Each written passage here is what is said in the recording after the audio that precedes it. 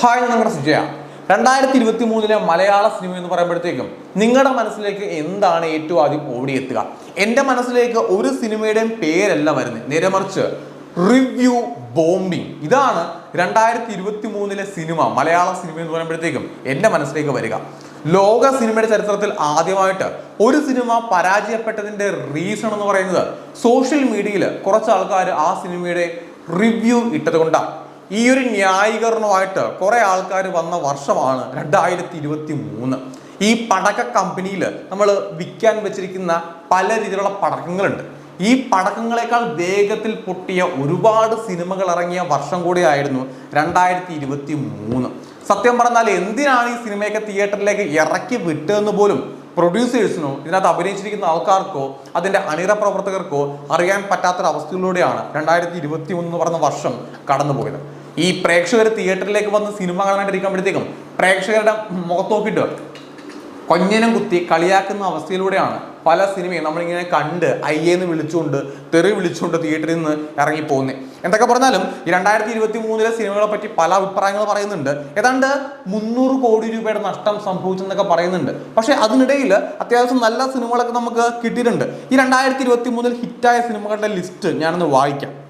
Industry ഹിറ്റായിട്ടുള്ള അല്ലെങ്കിൽ ഏറ്റവും വലിയ ഹിറ്റ് 2018 എന്ന് പറയുന്ന മൂവിയാണ്. പിന്നെ ഒരു ബ്ലോക്ക് ബസ്റ്റർ എന്ന രീതിയിലേക്ക് പോയ 2-3 സിനിമയുണ്ട്. RDX ഉണ്ട്, കണ്ണൂർ സ്ക്വാഡ് ഉണ്ട്, രോമാഞ്ചം ഉണ്ട്, ഇപ്പോൾ നമ്മുടെ നേരുണ്ട്. അങ്ങനെ 4 സിനിമയാണ് ഒരു ബ്ലോക്ക് ബസ്റ്റർ എന്ന് പറയുന്നത്. ഇനി നേര് ഏത് രീതിയിലേക്കാണ് മുന്നോട്ട് പോകുന്നത് നമുക്ക് കണ്ടറിയാം. ഇനി ഹിറ്റ് അടിച്ച സിനിമ എന്ന് പറയുമ്പോഴത്തേക്കും ഗരുഡനുണ്ട്, വോയിസ് ഓഫ് സത്യനാഥനുണ്ട്, കാതലുണ്ട്, മമ്മൂക്കാടെ ഫാൽമി ഉണ്ട്, മധുര മനോഹര ഗാനം ഉണ്ട്. പിന്നെ നമ്മുടെ സ്ഫടികം റിലീസായിരുന്നു, അതും അത്യാവശ്യം സാമ്പത്തികപരമായിട്ട് നേട്ടമുണ്ടാക്കിയ സിനിമകളാണ്.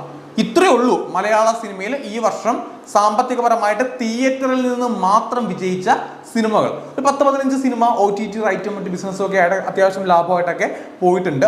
അങ്ങനെ കുറച്ച് സിനിമകളുണ്ട്. ഇത് കേൾക്കുമ്പോഴത്തേക്കും നിങ്ങൾക്ക് എന്താ തോന്നുക? ഇനി റിവ്യൂവേഴ്സിലേക്ക് തിരിച്ചു വരാം.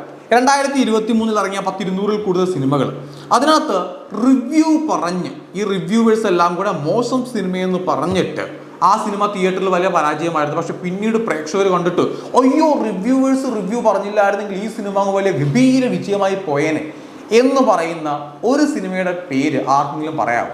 അതറിയാമെങ്കിൽ കമന്റ് ബോക്സിൽ ഒന്ന് കമന്റ് ചെയ്യണം കേട്ടോ.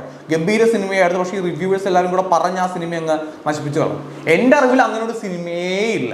നല്ല സിനിമയാണെന്നുണ്ടെങ്കിൽ തീർച്ചയായിട്ടും ആ സിനിമ ജനങ്ങൾ ഏറ്റെടുക്കും, തിയേറ്റർ അത് വലിയ വിജയമായിട്ട് മാറുകയും ചെയ്യും.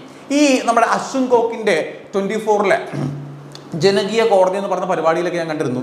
സജി നന്ദ്യാട്ടനെ പോലുള്ള ആൾക്കാർ ഇങ്ങനെ വന്നിരുന്ന് ഓരോ ന്യായീകരണമായിട്ട്, അതായത് ഒരു ന്യായീകരണ തൊഴിലാളിയെ പോലെ ചുമ്മാ വന്നിരുന്ന് ഓരോ സത്യം പറഞ്ഞ വിവരക്കേടാണ് പുള്ളി ആ ഒരു ഷോയിൽ വന്ന് ഏറ്റവും കൂടുതൽ വിളിച്ചു പറഞ്ഞത്.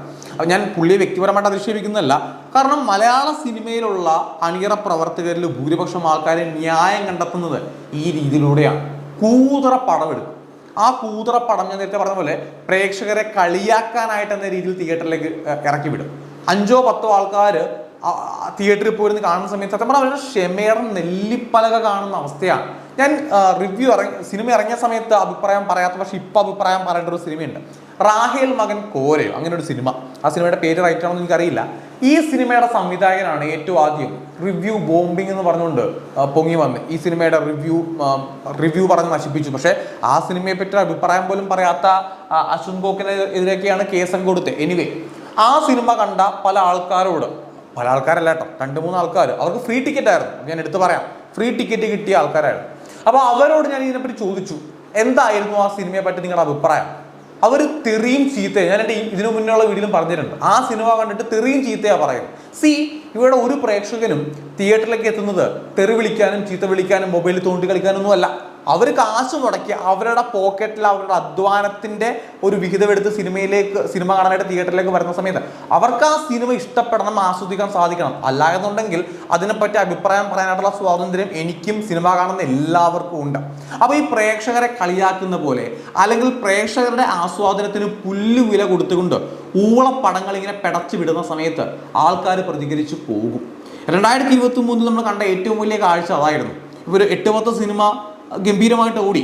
എന്തുകൊണ്ടാണ് ആ സിനിമയെ പറ്റി ഒരുപാട് ആൾക്കാർ നെഗറ്റീവ് പറഞ്ഞു വരാൻ, അല്ലെങ്കിൽ റിവ്യൂവേഴ്സ് എല്ലാവരും ആ സിനിമയെ പറ്റി ഭയങ്കര ഗംഭീരമായിട്ട് അഭിപ്രായം പറഞ്ഞത് എന്തുകൊണ്ടാണ്? അവർക്ക് പ്രത്യേകിച്ച് കാശുബലം കിട്ടിയിട്ടാണോ? അല്ല, നല്ല സിനിമയായിരുന്നു. നല്ല സിനിമയാണെന്നുണ്ടെങ്കിൽ ആൾക്കാർ നല്ലതാണെന്ന് തന്നെ പറയും. ഇനി റിവ്യൂവേഴ്സ് പോസിറ്റീവ് പറഞ്ഞിട്ടും പരാജയപ്പെട്ടു പോയ ചില നല്ല സിനിമകളുണ്ട്. അപ്പോൾ ഇതത്രേ ഉള്ളൂ. സിനിമ എന്ന് പറയുന്നത് ആൾക്കാർ തിയേറ്ററിലേക്ക് വരാൻ പറ്റുന്ന രീതിയിലേക്ക് ആകണം, എങ്കിൽ മാത്രമേ അത് വിജയിക്കത്തുള്ളൂ. അല്ലാതെ ചുമ്മാ നിങ്ങൾ ഒരു കൂതറ പടമെടുത്ത് വെച്ചിട്ട് നിങ്ങൾ കാണുമ്പോൾ അത് സൂപ്പറായിരിക്കും, പക്ഷേ സാധാരണ പ്രേക്ഷകർ കണ്ടു കഴിയുമ്പോഴത്തേക്ക് അവർക്ക് അതിൻ്റെ, കാരണം നിങ്ങൾ ഉണ്ടാക്കിയത് നിങ്ങൾക്ക് എപ്പോഴും അടിപൊളിയായിരിക്കും. ഈ പ്രിവ്യൂ ഷോ എന്ന് പറഞ്ഞ് നടത്തും, നമ്മുടെ മറുമായത്തിൽ പറഞ്ഞ പോലെ ഈ ഒരു സിനിമയുടെ പ്രിവ്യൂ ഷോ എന്ന് പറയുമ്പോഴത്തേക്കും ആ സിനിമയുടെ അണിയറ പ്രവർത്തകർ, അവരുടെ കുടുംബക്കാർ, നാട്ടുകാർ, ഫ്രീ ആയിട്ട് വിളിച്ചു കാണിക്കുന്ന ആൾക്കാരൊക്കെയാണ് ഈ പ്രിവ്യൂ ഷോയിൽ പോലും പങ്കെടുക്കുന്നത്. അപ്പോൾ പ്രിവ്യൂ ഷോയുടെ വലിയ ഗംഭീരമായിട്ടുള്ള അഭിപ്രായം വെച്ചിട്ടൊക്കെ റിവ്യൂ ചെയ്യുന്നതൊക്കെ നമ്മളിപ്പോൾ കാണുന്നുണ്ട്. അതിനകത്തൊന്നും വലിയ കാര്യമില്ല. ഒരു സിനിമ നല്ലതാണെങ്കിൽ മാത്രമേ തിയേറ്ററിൽ ആ സിനിമ വിജയിക്കത്തുള്ളൂ. അപ്പോൾ ഈ 300 കോടി രൂപയുടെ നഷ്ടം എന്ന് പറയുമ്പോഴത്തേക്കും അത് ഒരാൾക്ക് സംഭവിച്ചതല്ല, പല പ്രൊഡ്യൂസേഴ്സിന് സംഭവിച്ചതാണ്. ഇനി പ്രൊഡ്യൂസേഴ്സ് ആണെങ്കിലും ശരി, ഈ ഏതെങ്കിലും സംവിധായകന്മാർ ഇതേപോലെ, ഇപ്പോൾ ഞാൻ ഒരു ഉദാഹരണം പറഞ്ഞ പോലെ റാഹേൽ മകൻ കോര അച്ചുങ്കോക്ക് പറഞ്ഞ പോലെ തന്നെയാണ്. അതായത് അടുത്തൊരു സിനിമ സംവിധാനം ചെയ്യാനായിട്ട് അതിൻ്റെ സംവിധായകന് ഒരു നിർമ്മാതാവിനെ കിട്ടണം. അതിനാണ് ഈ പറയുന്ന റിവ്യൂ ബോംബിങ്, മറ്റേത് മറിച്ചെന്നൊക്കെ പറഞ്ഞുകൊണ്ട് ഇങ്ങനെ ഓരോരോ പരിപാടീസ് ഉണ്ടാക്കിയിട്ട് ഇങ്ങനെ വരുന്നത്. അതിനകത്തൊന്നും ഒരർത്ഥവും ഇല്ല. നല്ല സിനിമ നിങ്ങൾ എടുത്തു കഴിഞ്ഞാൽ തിയേറ്ററിലേക്ക് ആൾക്കാർ വരും. അതിപ്പോൾ നിങ്ങളുടെ മുന്നേ ഉള്ള സിനിമ മോശമാണോ എന്നുള്ളതൊന്നും നോക്കില്ല. ഇപ്പോൾ ഇറങ്ങുന്ന സിനിമ നല്ലതാണെന്നുണ്ടെങ്കിൽ ആ സിനിമ കാണാനായിട്ട് 100% ആൾക്കാർ തിയേറ്ററിലേക്ക് വന്നിരിക്കും, വരും. അപ്പോൾ തീർച്ചയായിട്ടും നല്ല സിനിമ എടുക്കുക, അല്ലാതെ വെറുതെ റിവ്യൂ ബോംബിങ്, മറ്റേത് മറിച്ചെന്നൊക്കെ പറഞ്ഞുകൊണ്ട് അങ്ങനെ പോകേണ്ട ആവശ്യമൊന്നുമില്ല. സിനിമ നല്ലതാണെങ്കിൽ അത് തിയേറ്ററിൽ വിജയിക്കും. പ്രേക്ഷകരുടെ പൾസ് അറിഞ്ഞ്, പ്രേക്ഷകരെ കളിയാക്കാത്ത രീതിയിൽ, പ്രേക്ഷകർക്ക് ഇഷ്ടപ്പെടുന്ന രീതിയിലുള്ള സിനിമകൾ എടുക്കാനായിട്ട് ശ്രമിക്കുക. അങ്ങനെയാണെങ്കിൽ ആ സിനിമ വിജയമായിരിക്കും. 2023 എന്തായാലും വിരലിൽ എണ്ണാവുന്ന സിനിമകൾ മാത്രമേ വിജയിച്ചുള്ളൂ. ഈ 2024 വരുമ്പോഴത്തേക്കും കുറച്ചുകൂടെ നല്ല സിനിമകൾ സംഭവിക്കട്ടെ. ആ നല്ല സിനിമകൾ കാണാനായിട്ടുള്ള ഭാഗ്യം നമുക്കുണ്ടാവട്ടെ.